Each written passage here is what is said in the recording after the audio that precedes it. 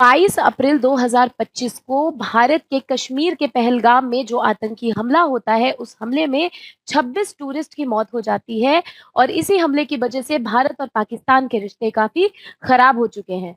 भारत को ये पता चलता है, हमारे देश की इन्वेस्टिगेशन एजेंसीज़ ये बताती है कि ये हमला लश्कर-ए-तैयबा की जो एक ऑफशूट विंग है, जिसका कि नाम है टीआरएफ द रेसिस्टेंस फ्रंट, उसने किया था और उसको सपोर्ट मिला था पाकिस्तान के आईएसआई से। इसके जवाबी कार्रवाई ने भारत ने पाकिस्तान जाने वाली नदियों का पानी रोक दिया और कहा जा रहा है कि पाकिस्तान ने ये चेतावनी दिया है कि अगर भारत ने नदियों का पानी रोका है और नहीं अगर उसने खत्म किया ये चीज़, तो फिर शायद ये एक्ट ऑफ वॉर हो जाएगा। तो इसी बीच में भारत और पाकिस्तान के रिश्ते काफ़ी बिगड़ चुके हैं और आइए आज जानते हैं, आज की जो खबर आई है वो ये आई है कि ministry of home affairs government of India ने डायरेक्शन दिया है 244 डिस्ट्रिक्ट ऑल अक्रॉस इंडिया को कि वो सिविल मॉक ड्रिल करें।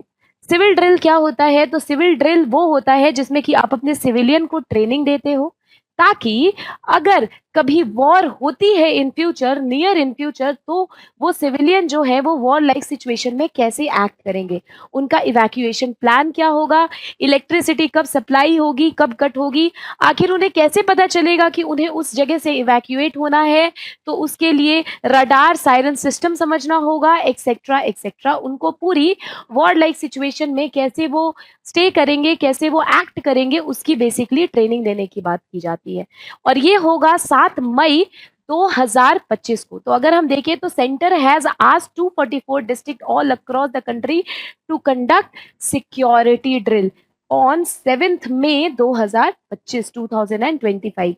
ये क्या है? ये एक सिविल डिफेंस ड्रिल है और इस सिविल डिफेंस ड्रिल में पूरी तरीके से वॉर लाइक सिचुएशन को इमिटेट किया जाएगा, वॉर लाइक सिचुएशन को सिम्युलेट किया जाएगा और इसीलिए ये ड्रिल जो है इम्पोर्टेंट क्यों हो जाती है? क्योंकि आखिर लगभग 50 साल के बाद ये ड्रिल भारत में फिर से हो रही है।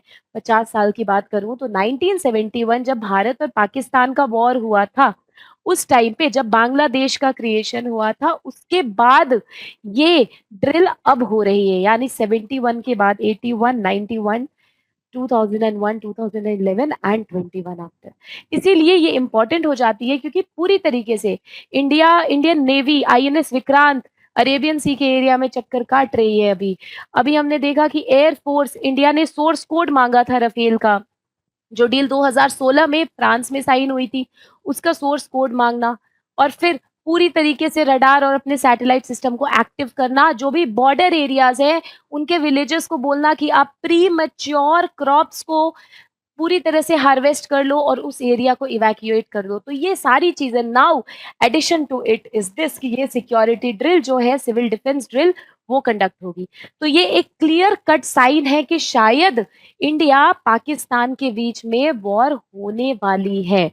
वैसे आपका क्या मानना है? आप अपने कमेंट में ज़रूर बताना। अगर मैं आपको सिविल डिफेंस ड्रिल की बात करूँ तो जो सिविलियंस होते हैं देश के, उनको ट्रेनिंग दी जाती है इसके माध्यम से और उनको ये बताया जाता है कि in the situation of war how you should be reacting. So now if I see then to test the wartime standard operating procedure and the measures, और इंडिया ने ये चीज 1971 वॉर के बाद जो है ऑलमोस्ट 5 डेकेड्स के बाद अब ये ड्रिल होने वाली है, ये सिक्योरिटी ड्रिल इसीलिए बहुत इंपॉर्टेंट हो जाती है। अपार्ट फ्रॉम दैट हम बोलते हैं कि अगर इंडिया और पाकिस्तान में वॉर होगा तो ये शायद वॉर 6.0 होगा। क्यों?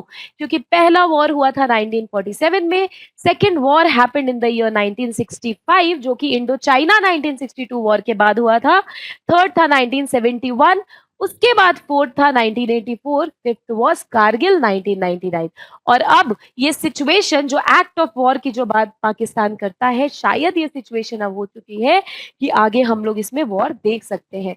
अब हम देखते हैं कि आखिर ये जो सिविल डिफेंस ड्रिल है या फिर जिसको हम सिक्योरिटी ड्रिल भी कहते हैं, जिसके लिए मिनिस्ट्री ऑफ होम अफेयर्स ने बोला है कि 244 district all across the country होनी चाहिए, उसके कंपोनेंट्स कितने हैं? तो इसके टोटल 6 कंपोनेंट्स हैं। पहले कंपोनेंट की अगर बात बात करें तो it is air red sirens, ताकि लोगों को अलर्ट किया जाए।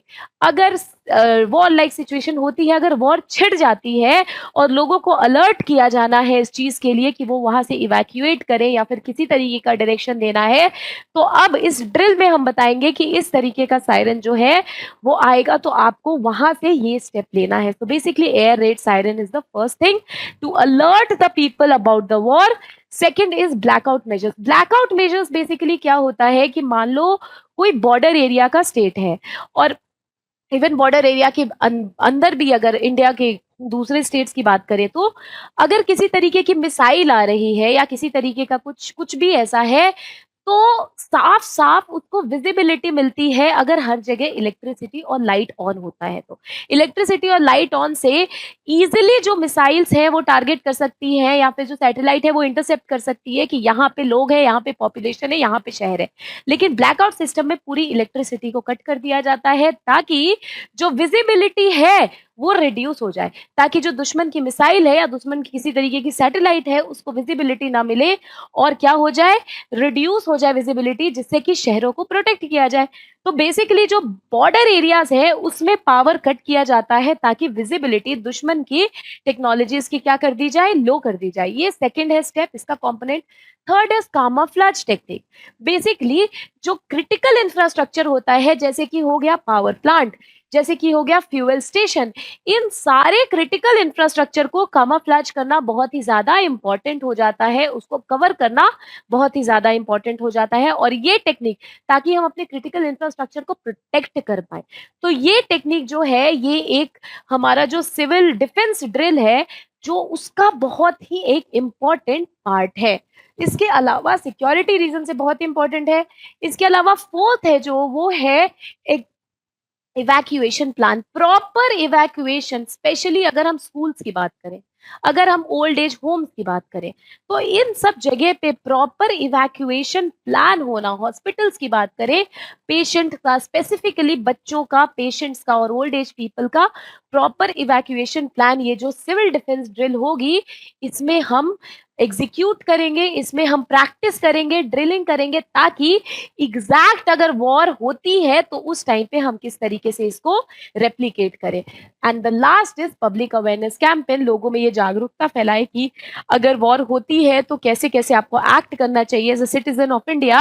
आप किस तरीके से अपने आप को प्रोटेक्ट करोगे, अपने सोसाइटी को प्रोटेक्ट करोगे, अपने देश को प्रोटेक्ट करने में जो है वो हेल्प करोगे सरकार की। तो ये है सारा कंपोनेंट। अब मैं आपको बताऊँ, तो 22 तारीख को जो घटना हुई थी, 22 अप्रैल के बाद, उसके बाद ये मैटर एस्केलेट करता ही जा रहा है।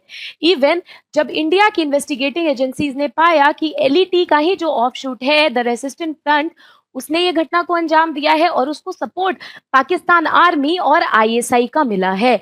जिसके बाद भारत बदला लेगी, और जिस तरह से लोग चाहते हैं, जो पब्लिक चाहती है, उस तरीके से बदला लेगी। अब इसका मतलब क्या है?